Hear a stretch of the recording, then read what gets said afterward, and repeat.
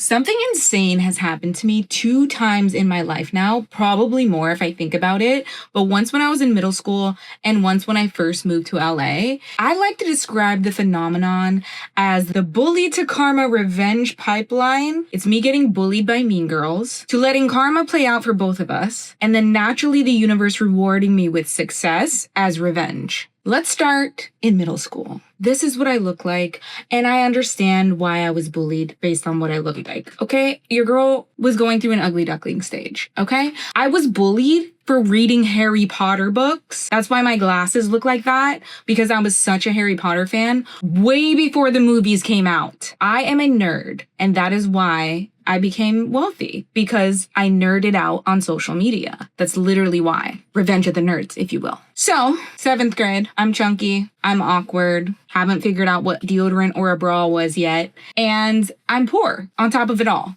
I live in a trailer park in a little tiny town called Kirby, Oregon, right outside of Cave Junction. And the only time that I was able to get new clothes was for the new school year. I had to take care of my things and let them last the entire year, shoes and all, socks and all, underwear and all, every school year. So that's how I learned how to take care of my things, because my mom could not, even if she wanted to, afford to buy new clothes at any other time besides back to school sales. And when I say back to school sales, I mean that we hitchhiked from Kirby to Grants Pass, thumbs out, just me and mom, to get to Walmart to put my clothes on layaway, where then we had to go to the pawn shop, pawn some gold jewelry, and then make payments so that I could get school clothes. So you can imagine my distress when on the first day of school, a beautiful, blonde, popular girl saw me walking down the hallway in my brand new jeans that were way too long for me, because I was literally 4'8", I think. And she yells, "Get some jeans that fit you, you fat ass." I'll never forget this. I no longer wanted to wear my brand new pants. I literally went into the bathroom and cried.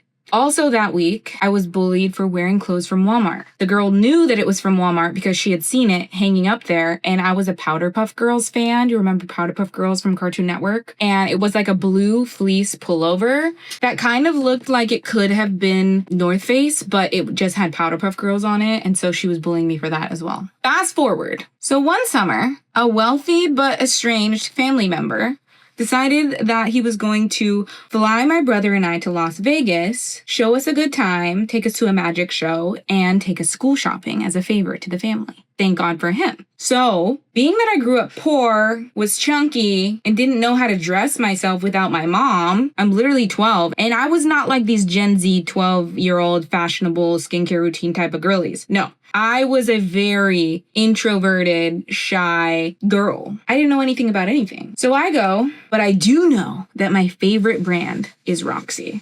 So we go into a surf shop and he says, "Get whatever you want." So I go and I get everything Roxy. We're talking shoes, backpack, socks, pants. I had this cute little shirt with a little shoestring tie right here. Pink. Roxy logo on the side. Subtle, but cute. I had Roxy everything. Head to toe. Your girl was drips out. Okay? And I grew up in Hawaii and also in Southern Oregon. I just had this like surfer girl casual vibe about me. I was coming into myself, you know? So I show up to school. First day. I see my bully. She's standing there. She looks me up and down and walks by.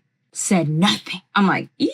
She can't bully me anymore. A couple days go by, I'm still wearing Roxy. I run into her in Mr. Dunham's class, one of my favorite teachers, actually. And she says, "Don't you own anything besides Roxy?" That was the day that I learned that no matter what you wear, mean girls are going to be fucking mean.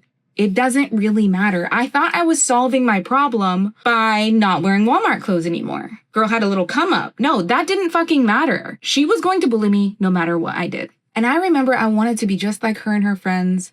They were so cool. They were so popular. They had boyfriends before anyone did. I have nothing against this girl now, just because I've grown, I'm healed. But I just want to tell you the story of what happened as we grew up. So she never left the town. She had a bunch of kids, and I moved on with my life and became a swimwear model in Hawaii. Then one day, fast forward, this is probably 10, 11 years later, I get an email from Roxy asking me to be one of Roxy's first affiliate influencers, meaning that I got to choose whatever I wanted from their website for the first order.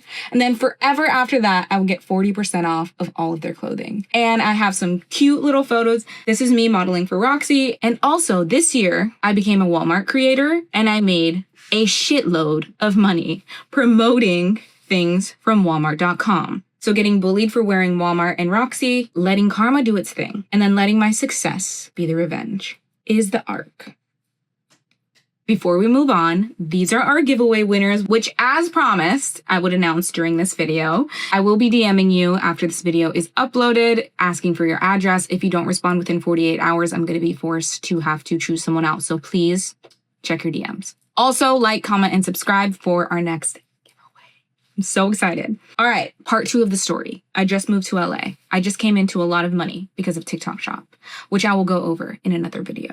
I'm deeply depressed because I'm going through a 5-year breakup and I don't know anyone in LA, but I'm trying to do the thing and just be here. So my friend who lives in Venice is like, why don't you come to a Super Bowl party with me?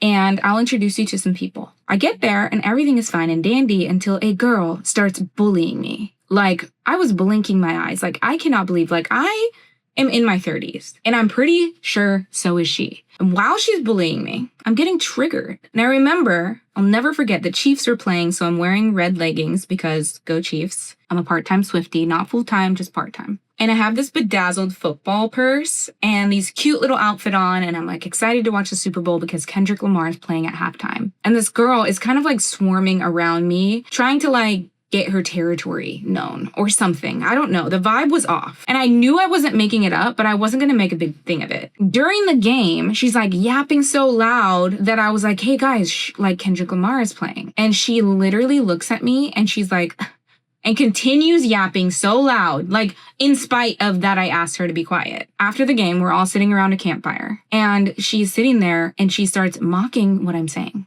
During the conversation, we're talking about like law enforcement and living in a rural area. And I'm like, yeah, where I come from, like if you call the cops, they're not going to come because we live so far away. And also the hospital is like an hour away. And it's like so hard to get any kind of help when you live in a small town that's super far away from everything. And I was like, where I come from, the cops don't come when you call them. She's not even in my conversation. She turns and she goes, where I come from, the cops don't come.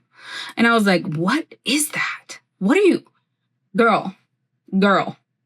But I don't say anything. The night goes on and we start talking about relationships. I was talking about this series that I was doing called Dating in LA, where I made literally so many viral videos in the span of my dating life. You might recognize me from my viral dating series, #dating in LA. I went super, super viral for this. I gained 100,000 followers alone from this series. So it was top of mind, like we were talking about it. And some of the girls had seen my videos and enjoyed them. And we were talking about marriage. And I remember saying something like, you know what? I would rather have spent 10 years of my life being married than 10 years of my life being single, especially in LA. She turns to me and she goes, why? Because you want to be chosen so bad? My heart was pounding. One of her friends comforted me. And then somebody changed the subject really quickly and invited me to this rave called Rasa where they take a party bus and go. And I was like, not if this girl goes. Because I really can't be putting myself in the position to be bullied. Not only that, she resembled the short, petite, blonde, pretty girl that bullied me in school. And I was like, there's got to be a lesson here. Like, this is actually crazy, but I don't know what it is. Fast forward, almost 2 years later, I'm on a luxury brand trip with millionaire entrepreneurs and really big creators. And I'm chopping it up with this guy in the pool. And he's like, I coordinate these massive conventions full of creators, and I would love to have you as a special guest speaking on a millionaire entrepreneur panel. And I was like, yes, like, of course, I would love to. I've spoken on many panels. Like, this is definitely something I can do. He's like, all right, I'll loop you in with my assistant and the coordinators of this event. Week goes by, I hop on the call. Guess who's on the other side of the screen? The bully. She looked like she saw a ghost because now she is working for me. And I just acted like I had never seen this girl in my entire life. Because a bigger flex than feeling some type of way is not feeling some type of way, not giving a reaction, acting like what you did to me at that party made me feel small, excluded me from conversations, made me feel stupid, mocked what I was saying, and completely just made me feel like I was never going to make friends in LA or find community when I was so new here. And now you're working for me. So I go to the event and I kill it on the panel. Nick Cannon was there and a bunch of big creators, including the grandma that flips everybody off. Love her. Super sweet. And I made some connections that I really needed to make. She was reluctant to hang around me, but she had to because she had to tell me the information, put my wristband on, and be professional. But at one point during the event, she was shooed away back to work while she was trying to socialize. And I thought to myself, wow. Be careful who you bully, because bullies are never the most successful person in the room. If you have a bone in your body that wants to bully other people, that is all you, baby girl. And you will never find the success that you need to find if you are a mean girl. I was also bullied by my boss for 7 years, but that is a story for another day. If you are being bullied or someone's mistreating you, first of all, I feel for you and I'm so sorry for you, because sometimes you just think about it and you think about it and you think about it and you cry and it feels unfair, and it's hard to go into these places that you have to be in when there are mean girls tearing you down for little to no reason. No reason. There is no reason to ever treat a human being like that. This is a hotline just for a resource. I'm going to link some anti-bullying resources in the caption for you guys. If you want to share your bullying story with me, please drop it in the comments. And I don't know, I just wanted to yap about this, something that I've never talked about on social media, really. Thank you for listening. This is a brand new YouTube channel, so if you could please like, comment, and subscribe, I would love, love, love to keep making videos like this for you. Love you. Bye.